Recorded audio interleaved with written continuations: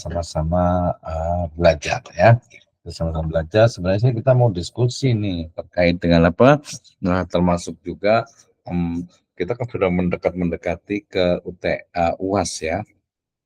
Udah mendekati ke UAS, jadi inginnya sih nanti ada challenge ya dari Ustadz Nazik, Ustadz Khairul Ikhwan nih. Jadi nanti kita ingin buat semacam book chapter gitu ya, seperti sebenarnya lanjutan dari yang kemarin yang UTS itu. Jadi masing-masing mahasiswa itu nanti memilih satu chapter ya antara 8 sampai 10 halaman, kemudian nanti kita kembangkan menjadi satu buku gitu ya, sehingga nanti ada manfaatnya gitu ya. Jadi nanti namanya manajemen sumber daya manusia lembaga pendidikan Islam.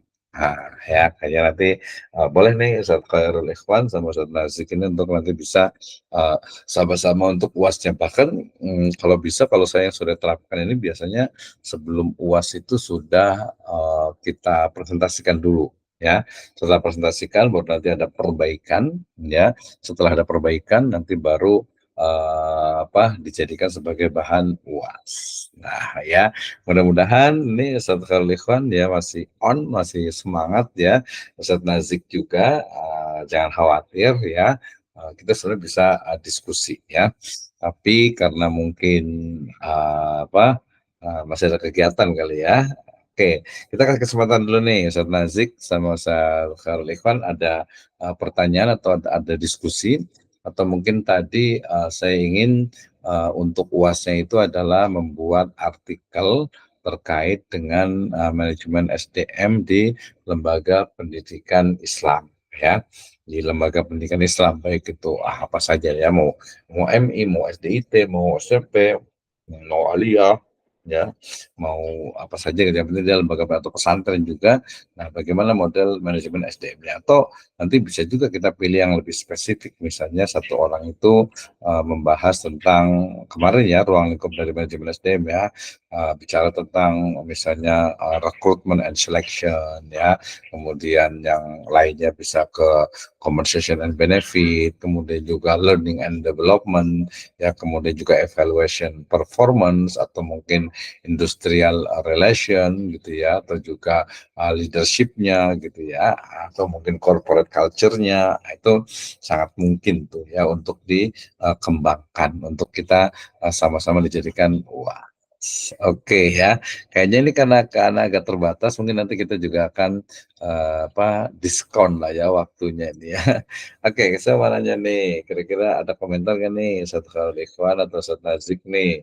Nih mohon maaf ya, nanti ini juga perlu nanti dievaluasi nih. Kayaknya mungkin apanya ya, kalau kami khawatir ya, mungkin apa dari sisi karyawannya, atau mungkin dari sisi karyawannya, dari dosennya, atau mungkin dari sisi waktunya, atau mungkin memang kesibukannya dan lain sebagainya. Oke, kita kasih waktu untuk Ustadz Nazik dulu. Silakan Ustadz Nazik, gimana? Ya, baik Pak. Izin berkomentar. Jadi kok saya rasa ini mahasiswa khususnya B2 ini kok semakin kesini semakin ini ya Pak. Saya juga merasa kayak berkurang gitu. Yang tadinya kita kan alhamdulillah gitu ya Pak. Setiap perkuliahan itu ya minimal 8 orang atau 7 orang itu hadir. Kok semakin segini kok kayak semakin ini gitu, sama 2 orang, 3 orang. Bahkan saya juga merasa kemarin saya sama Pak ini juga 2 orang doang Pak, saya sama Pak dosen itu, sama Pak dokternya ini. Iya, iya, iya, iya. Merasa miris sih Pak. Jadi mungkin ya kita harus ada evaluasi juga yang mengenai ini ya Pak, Iya, betul. betul, betul, iya. Iya sih, betul. Jadi sebenarnya kan karena kelas kita ini banyak ya, ya dari semua semua semua dosen juga komentar juga gitu kan. Kalau A1 itu kan offline, A2 ya A1 offline, A2 offline ya. Kemudian itu hari Sabtu ya, itu berjalanlah cukup bagus gitu ya. Kemudian yang B1 itu juga rata-rata itu 15 sampai 18 ya. Kemudian yang B2 ini kan lagi belajar juga nih, nggak tahu nih ada berapa orang di sebelah gitu ya. Itu juga berjalan, tapi kalau B2 itu agak cukup bagus juga tuh. Jadi rata-rata tuh di atas 15 ya. Kemudian yang B4 yang hari Rabu itu juga semangat juga. Nah, mungkin B3 ini mungkin karena ini ya, karena agak tanggung antara B2 dengan 4 gitu ya. Jadi mungkin orang-orangnya sebagian agak sibuk. Nah, nanti evaluasinya ya insya Allah nanti untuk semester depan mungkin kita akan gabungkan gitu ya, kita akan gabungkan sehingga nanti jadi satu kelas mungkin ditarik ke B2 terutama ya, bukan ke B4, karena kalau B4 itu dia agak lambat tuh masuknya itu. Nah, itu Ustaz Nazik ya, tenang saja jangan khawatir. Nah, untuk yang kedua mungkin untuk mengenai yang evaluasi kinerja karyawan yang di lembaga khususnya ya. Ini kan kita suka ada kendala jika kita sudah menemukan misalkan dari tantangan seorang ini karyawan. Jadi ketika ada kendala-kendala itu kan kita ya memang sih kita harus evaluasi, tapi ketika kita sudah menemukan berkaitan dengan emosionalisme kita, misalkan seperti perasaan iba atau gimana, dia Betul. atau mungkin dalam sisi misalkan diolah oleh keluarga, itu kan ada rasa iba gimana gitu, nggak enak Iya, atau betul betul. kalau orang lain itu mah kita sudah misalkan bisalah kita ikutkan ke sebuah pelatihan atau apa untuk pengembangan segala macam. Nah, atau kalau enggak, kalau emang benar-benar sudah nggak bisa ditingkatin lagi atau mungkin dari hambatan dari SDM-nya atau kurang pemahamannya, nah kita bisa mundur teratur gitu kan bisa gitu. Kalau untuk orang yang misalkan dalam sistem satu keluarga itu kan itu mau nggak mau ya dia memang harus gimana ya Pak, jadi sistem kita merasa iba itu. Nah itu untuk apa ya, untuk menyelesaikan biar jalan terbaik, nah supaya ada jalan keluarnya itu gimana, Pak? Gitu. Ya, baik. Terima kasih ya. Jadi memang sih kalau secara praktis gitu ya, secara faktual memang itu cukup sulit ya untuk kita cari jalan keluarnya ya. Tetapi tentu saja bukan berarti tidak bisa gitu ya. Nah, yang pertama kalau dalam konteks profesionalisme dalam manajemen SDM tentu saja adalah diawali dengan kita memiliki ya pedoman kepegawaian. Ini penting nih ya. Jadi pedoman kepegawaian. Jadi ketika ya kalau mamanya di dosen pedoman dosen ya, pedoman guru gitu ya, pedoman tenaga kependidikan gitu ya. Jadi ketika seseorang itu akan masuk ke dalamnya gitu ya, baik itu keluarga karyawan apa keluarga yayasan ataupun juga orang lain, dia paham gitu ya, paham bahwa tugas dan tanggung jawabnya itu adalah ini, kompensasi salary-nya itu sekian, kemudian juga ada tadi reward ya ketika mendapatkan atau ketika berprestasi, dan juga ada punishment. Nah, punishment inilah ya, iqab ya, yang sering sekali ya kita juga atur dalam pedoman kepegawaian itu, mekanismenya. Ketika dia misalnya melakukan pelanggaran yang ringan, berarti dia dapat SP1, surat peringatan 1 ya. Kemudian ketika dia itu melakukan pelanggaran yang berat gitu ya, atau yang sedang dulu, maka SP2.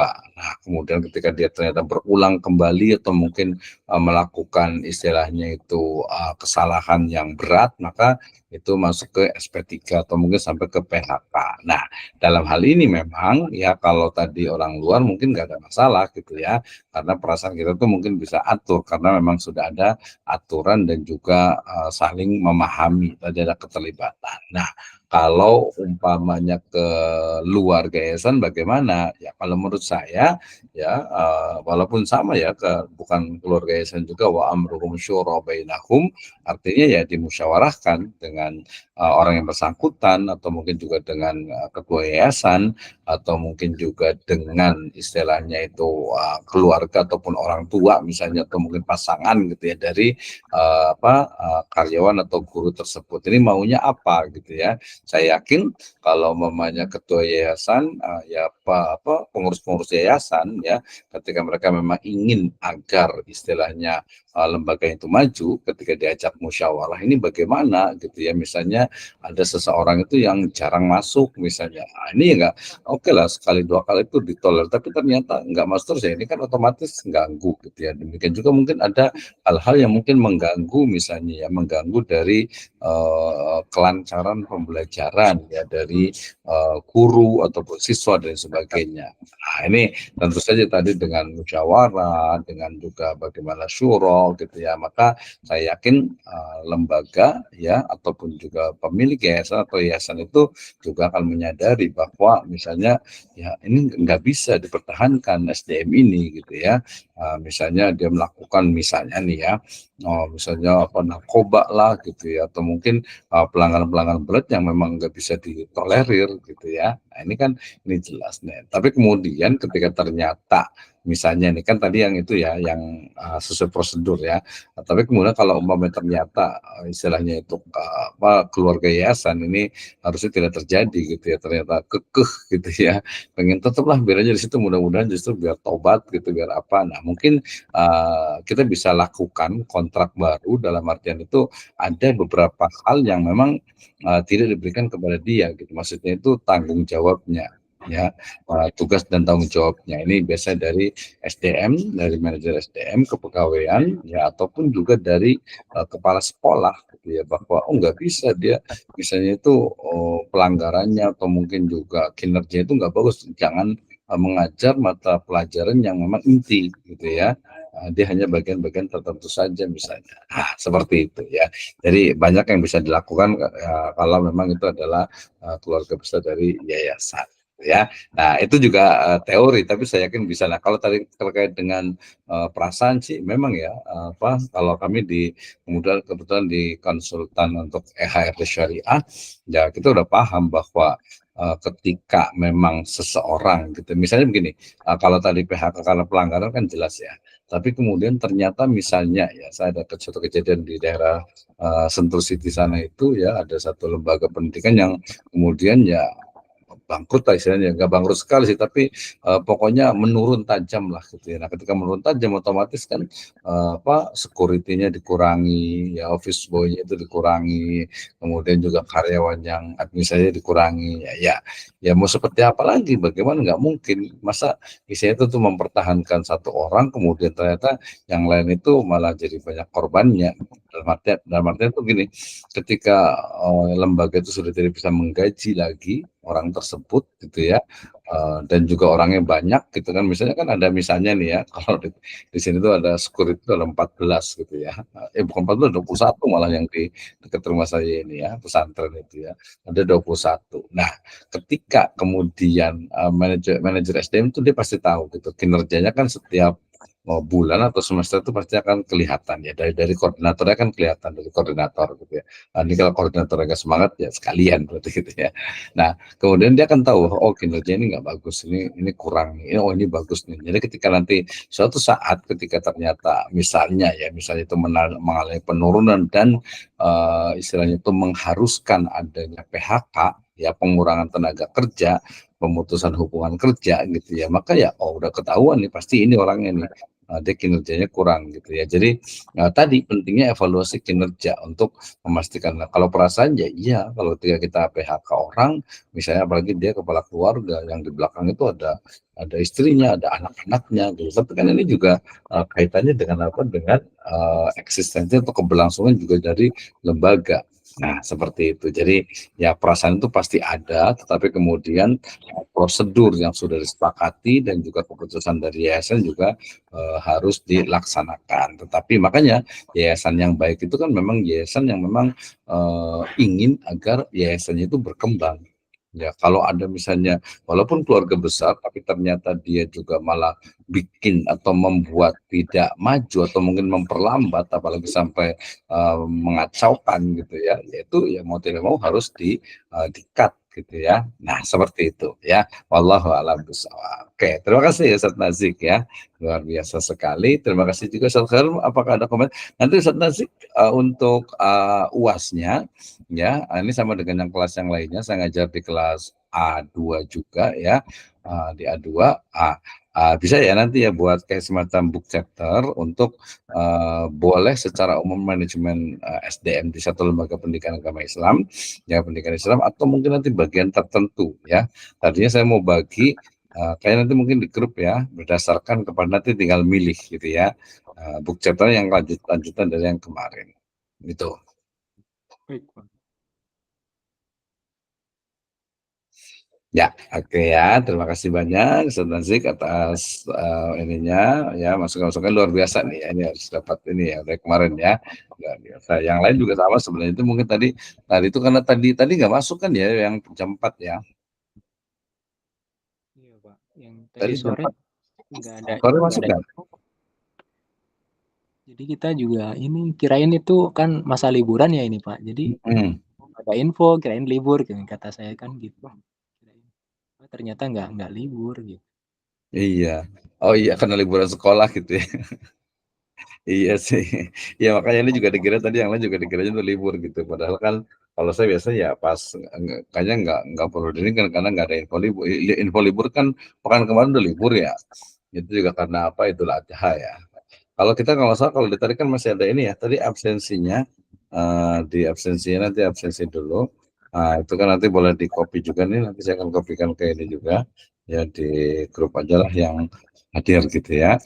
Itu juga bagian dari ini apa sih istilahnya itu untuk apa Iya. evaluasi kan kelihatan juga gitu ya. Jadi ya selama nggak ada pengumuman libur ya berarti kita masuk, kemudian juga berdasarkan pertemuan, sebenarnya kita kan 14 pertemuan ya, 14 sampai 16 sama UTS UAS gitu. Jadi nanti bisa dihitung kelihatan tuh di Google Classroom-nya. Apalagi semester depan insya Allah kita pakai apa pakai e-kampus ya. Tapi mungkin memang kebetulan ya kelas yang B3 ini memang mungkin sebagian sibuk dan sebagainya ya. Tapi alhamdulillah di kelas yang B4, kemudian di B2, B1, apalagi yang A1 dan A2 itu cukup aktif. Jadi nanti evaluasinya nanti saya akan sampaikan juga, dan kemarin saya sudah sampaikan juga sebenarnya itu, dan yang lain juga paham juga, Pak Dr. Zara juga tahu gitu ya. Jadi ya udah berarti nanti kelas ini semester depan tuh kita gabungkan aja ya kelas apa B3 ini. Ya, baik, itu saja Ustaz Nazik ya. Ustaz Khairul, apakah ada komentar? Saya lewat sekitar 2 menit saja, nanti kita cukupkan. Insya Allah kita akan lanjutkan di 2 pekan yang akan datang ya. Ini jadi pembelajaran kita ini kenapa dibuat ini? Karena sebenarnya biar jadi agak tidak mengikuti siklus yang ada gitu ya. Jadi lebih untuk memudahkan, meringankan, dan juga tidak memberatkan gitu ya. Termasuk juga agar nanti waktunya agak panjang nggak apa-apa gitu ya. Yang penting pembelajaran itu tercapai. Ya, Ustaz Khairul, apakah bisa berkomentar? Tidak. Oke ya, kalau nggak ada tidak apa-apa. Mungkin di Batam ini sudah agak malam kali ya. Agak beda berapa jam ya. Baik Ustaz Nazik, jazakumullah khairan terima kasih banyak atas masukannya. Tetap semangat gitu ya. Nanti kita belajar, dan mata kuliah saya juga di beberapa itu lain juga ada di YouTube saya, nanti boleh dilihat juga. Pak Dr. Edi juga ada di YouTube-nya juga, silahkan bisa dipelajari. Jadi bukan hanya dari satu kelas ini saja ya. Demikian jazakumullahu khairan ala ihtimamikum ya. Kita tutup dengan hamdalah dan doa kafatul majelis. Alhamdulillahirabbil alamin. Subhanakallahumma bihamdika asyhadu an la ilaha illa anta astaghfiruka wa atubu ilaik. Wallahu muwaffiq ila aqwamit thoriq. Assalamualaikum warahmatullahi wabarakatuh. Waalaikumsalam warahmatullahi wabarakatuh. Syukran Ustaz Nazik. Barakallahu fiik.